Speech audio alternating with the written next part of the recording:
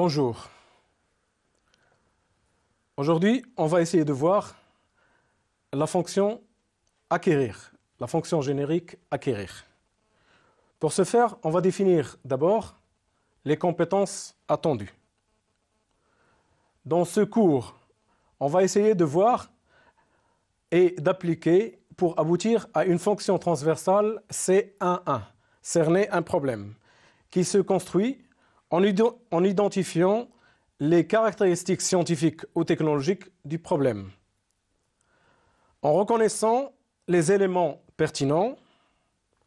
Et la deuxième compétence transversale, comprendre le fonctionnement d'objets techniques, qui se construit en manifestant de la curiosité à l'égard de certains objets techniques, s'interroger ou en s'interrogeant sur leur fonctionnement et leur fabrication. Au besoin, les démonter. Rappel de la fonction acquérir l'information. Aspect fonctionnel.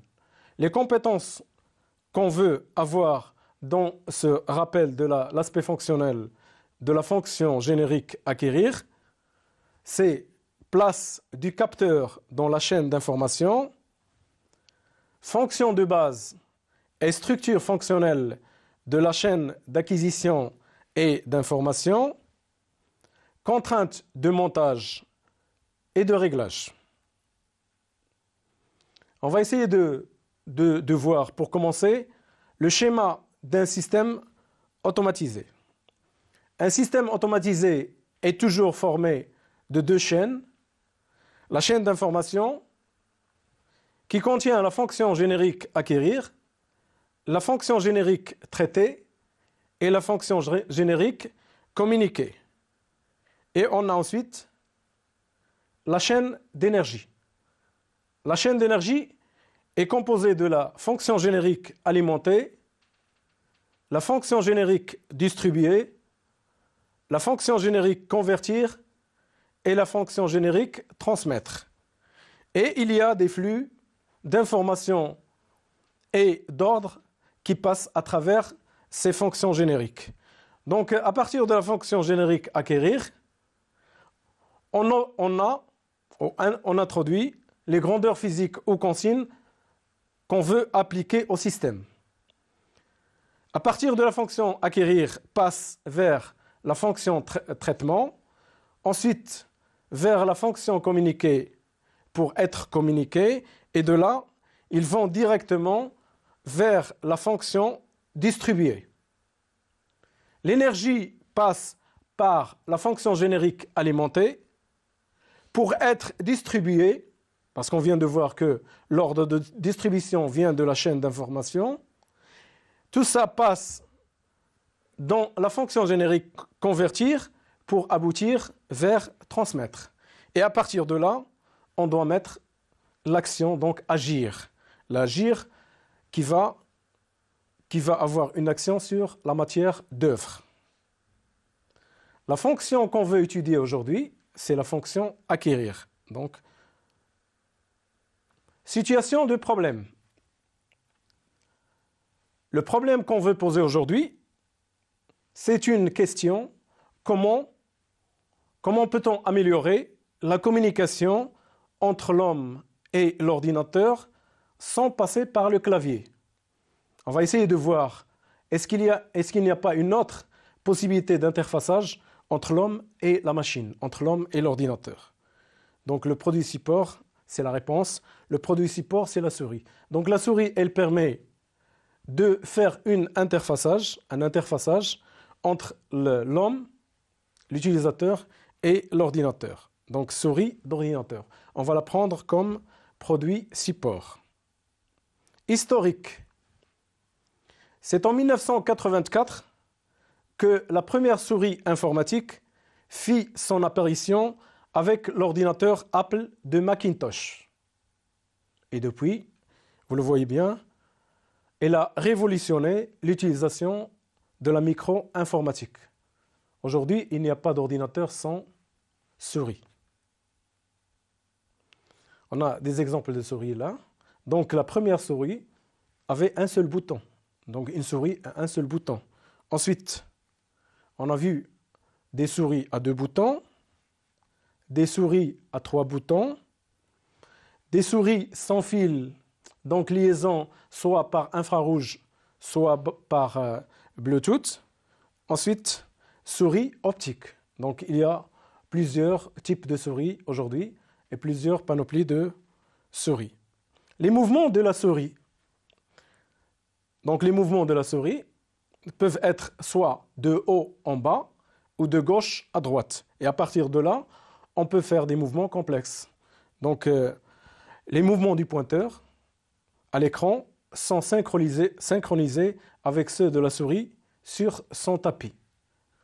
On bouge la souris et on a le pointeur qui se déplace synchronisé à l'écran. On va essayer de remplir ensemble la bêta-corne de la souris. Donc pour ce faire, on fait un petit rappel. Le produit au milieu, à qui il rend service à gauche, sur quoi ou sur qui agit le produit à droite, et dans quel but sera en bas. Donc le produit support qu'on va utiliser aujourd'hui, donc c'est la souris d'ordinateur, ça sera au milieu. Ensuite, à qui elle rend service? À l'utilisateur, à l'opérateur, à quelqu'un qui utilise un ordinateur. Sur quoi ou sur qui agit le produit? Donc la souris, quelles sont les actions qu'on met sur une souris? On a d'abord les mouvements, donc le déplacement, et il y a le clic pour choisir la zone sur laquelle on veut travailler. Dans quel but on fait l'action de l'utilisateur déplacement et clic? Dans le but de déplacer à l'écran un pointeur et de valider son choix en cliquant. On va essayer de voir les environnements de la souris, donc le diagramme pieuvre. Donc on a au milieu la souris. Quels sont les environnements qui l'entourent? Donc matériel ou non? Il y a d'abord l'ordinateur. Une souris est en communication toujours avec un ordinateur. Elle est en liaison avec un ordinateur. Ensuite, il y a un opérateur. S'il n'y a pas d'opérateur, il n'y a pas de mouvement, donc il n'y a pas de souris. Ensuite, on a la main. C'est un environnement. On a aussi les yeux. Donc la souris doit être agréable à voir. Couleur et forme. Ensuite, on a le tapis. Si on enlève le tapis, les mouvements ne seront pas corrects. Parce qu'on a besoin de frottement au niveau de la souris pour permettre d'apprendre en considération les mouvements. Ensuite, on a l'énergie. Et enfin, on a la réglementation au niveau de l'énergie. On va essayer de voir maintenant les différentes fonctions de service qui lient les différents environnements avec le produit support. C'est le diagramme pieuvre. Donc, on rappelle les environnements qu'on vient de voir. On a l'ordinateur, l'utilisateur, le tapis, l'énergie, la réglementation au niveau de l'énergie, l'esthétique, donc les yeux. On avait dit que la souris doit être belle et agréable pour être utilisée, de couleur et de forme agréable. Ensuite, on a l'ergonomie. L'ergonomie, c'est la maniabilité, si vous voulez, la liaison entre la main et la souris. Elle doit être agréable. L'ergonomie, ça concerne la maniabilité et comment on utilise la souris. On va essayer de compléter les fonctions de service. Donc les fonctions de service, je rappelle, lorsqu'il y a une fonction entre un environnement et la souris, ça va être considéré comme une fonction contrainte. Lorsqu'on a une fonction entre deux environnements qui passent par la souris, ça va être considéré comme une fonction principale. On va commencer par la première, qui est très importante. La souris permet quelque chose entre l'utilisateur et l'ordinateur. Ça va être une fonction principale. On va la noter fonction principale FP1. Ensuite, on va la définir. Donc cette fonction-là, FP1, déplacer à l'écran un pointeur. Donc la première fonction, c'est déplacer à l'écran un pointeur. Mais on a une autre fonction entre l'utilisateur et l'ordinateur, une autre fonction principale, c'est le clic. On a dit qu'on déplace, mais aussi on clique. Donc la fonction fp2, cliquer, donc valider son choix en cliquant. Valider le choix de l'utilisateur en cliquant. La troisième fonction de service, c'est une fonction entre un environnement et le produit support. Ça va être considéré comme une fonction contrainte. C'est FC1. Cette fonction contrainte, on va la définir par la connectivité, donc se connecter à l'unité centrale pour permettre l'échange d'informations. Ensuite, la quatrième fonction, c'est la fonction entre le tapis et la souris. C'est une fonction contrainte 2. La fonction contrainte 2, faciliter la prise en compte du mouvement. Si on a un support lisse, il peut y avoir glissement et une mauvaise prise en compte du mouvement. Donc le tapis, c'est très important pour la prise en compte du mouvement. La fonction suivante, c'est la fonction contrainte FC3 entre l'énergie et la souris. Donc une souris a besoin d'énergie pour être utilisée. Donc il doit y avoir une alimentation, on la prend directement de l'ordinateur. Ensuite, la fonction suivante, c'est la fonction d'ergonomie entre la souris et la main. C'est la fonction FC4. Ça concernera la maniabilité, donc la bonne prise en main de la souris. Être de prise en main facile. Ensuite, on arrive à l'esthétique FC5. C'est une fonction contrainte FC5. Donc on avait dit que pour acheter une souris, on a besoin d'avoir une forme et une couleur agréable. Donc être de forme et de couleur agréable à l'œil. Ensuite, au niveau de la réglementation en énergie, on doit respecter quelques normes. C'est la fonction FC6. Respecter la réglementation vis-à-vis de l'énergie. On va essayer de remplir ensemble le FAST partiel relatif à la fonction FP1. Donc la fonction FP1, je rappelle, c'est déplacer à l'écran un pointeur. La fonction de service qui est une fonction principale FP1, déplacer à l'écran un pointeur, on peut la décomposer en des fonctions techniques, FT1, 1, prendre en compte et coder sous forme d'impulsion électrique. Donc on doit prendre en compte les impulsions. Ensuite, on doit les transformer en code binaire. Et enfin, on doit les transmettre le signal à l'unité centrale. Donc, déplacer à l'écran un pointeur revient à faire 3 actions, 3 opérations. Prendre en compte et coder sous forme d'impulsion, transformer les impulsions en code binaire et transmettre le signal à l'unité centrale. Donc, vous pouvez remarquer qu'on a passé d'une fonction principale pour la décomposer en fonction technique. Cette fonction technique, on va essayer de la décomposer en fonction technique plus simple ou en solution constructive ou solution technique. Donc, en utilisant la boule, on peut décomposer la fonction ft1,1 en 2 fonctions. ft1,1, coder un déplacement horizontal, et ft1,1,2, coder un déplacement vertical. Donc, la fonction ft1,2 sera matérialisée par une solution technique, une fonction technique, ou une solution technique qu'on peut noter comme solution constructive par un processeur. La fonction ft1,3 sera matérialisée par un câble et un port PS2.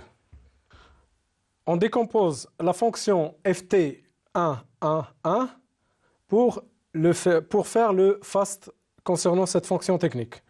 Donc la fonction ft111 coder un déplacement horizontal. Comment on peut décortiquer cette fonction? En la décomposant en 2 fonctions qui sont des actions importantes. Coder la vitesse de déplacement et coder le sens de déplacement. Coder la vitesse de déplacement, ça va être par un capteur qu'on appelle le capteur incrémental, et le codage du sens de rotation, de sens de déplacement, sera assuré par un deuxième capteur infrarouge décalé. Donc, c'est la zone qui sera étudiée par la suite. Démontage de la souris. Pour étudier les éléments qui composent la souris, on doit la démonter. Donc, lorsqu'on démonte la souris, on voit en premier lieu d'abord la boule, il y a la partie électronique et il y a une roue perforée qui passe dans une fourche optique. La fourche est composée d'un émetteur infrarouge et d'un capteur infrarouge. On voit bien sur l'autre image les photodétecteurs à 2 transistors et l'émetteur infrarouge. Donc une boule, le fonctionnement, une boule entraîne en rotation 2 rouleaux solidaires de disques perforés qui passent entre une LED et un capteur. En coupant le faisceau lors de sa rotation, il crée un signal électrique de fréquence directement liée à la vitesse et au déplacement de la souris. Un rouleau enregistre les déplacements bas-haut et un autre rouleau enregistre les déplacements gauche-droite. Donc on voit bien sur l'image les 2 rouleaux. Détail du capteur incrémental. Donc la boule, elle est en contact direct avec 2 rouleaux et les 2 rouleaux sont solidaires de 2 disques perforés qui coupent les faisceaux entre le phototransistor et la LED. Un exemple d'un signal délivré par le capteur. Si la boule se déplace et fait entrer en rotation avec elle le disque perforé de 2 trous par exemple, le signal va être donné, coupé et donné, donc on aura un signal de 2 binaire. Si le disque tourne d'un seul trou, on aura un signal de 0, 0, 1. Lorsqu'il tourne de 7 trous, on aura un signal de 111 en binaire. Rappel de la fonction acquérir. Aspect physique, typologie des informations d'entrée-sortie. Constituant d'un capteur. Tout capteur est composé de 2 parties. La première, c'est ce qu'on appelle le corps d'épreuve. Elle est directement sous l'influence de la grandeur physique à détecter ou à interpréter. Et la deuxième, c'est ce qu'on appelle le détecteur. C'est l'élément sensible du capteur. Il permet la mise en forme et la transmission de l'information vers la fonction traitement. Donc le corps d'épreuve, c'est lui qui va être en contact direct avec la grandeur physique ou la consigne. Les entrées-sorties. Un capteur est composé d'un corps d'épreuve et d'un détecteur. Les entrées et les sorties seront les grandeurs physiques à détecter et les sorties sera un signal électrique. Donc elle est sensible à une grandeur physique qui la traduit par un signal électrique. Les grandeurs physiques peuvent être soit une position, une présence, une vitesse, un débit, une température, une pression, un effort ou une luminosité, et l'allure du signal électrique peut avoir plusieurs formes. Il peut être un signal logique, qu'on appelle tutorien, c'est un signal tore, qui peut prendre 2 valeurs, soit 0, soit 1. Donc le signal peut prendre 2 valeurs 0 ou 1. Il peut être un signal numérique. Donc un signal numérique, c'est une succession de 0 et de 1. Le signal est proportionnel à la grandeur, à la fréquence de la grandeur physique à acquérir, ou bien il peut être un signal analogique. Un signal analogique, c'est un signal proportionnel à la grandeur physique à acquérir. Rappel de la fonction acquérir l'information. Aspect application. On va essayer de compléter le FAST relatif à la fonction FP2. La fonction FP2, on a déjà vu que c'est valider le choix de l'utilisateur en cliquant. Donc, fonction d'usage, valider le choix. Les fonctions techniques seront délivrer un signal électrique qui peut être décomposé en être alimenté en énergie et actionner un contact électrique.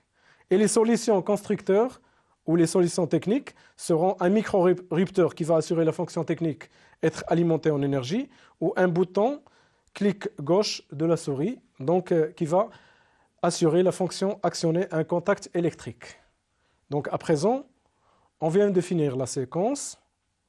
Je vous remercie de votre attention et j'espère que le cours a été pour vous compréhensible et d'un apport nouveau. Je vous remercie et à la prochaine fois, Inch'Allah.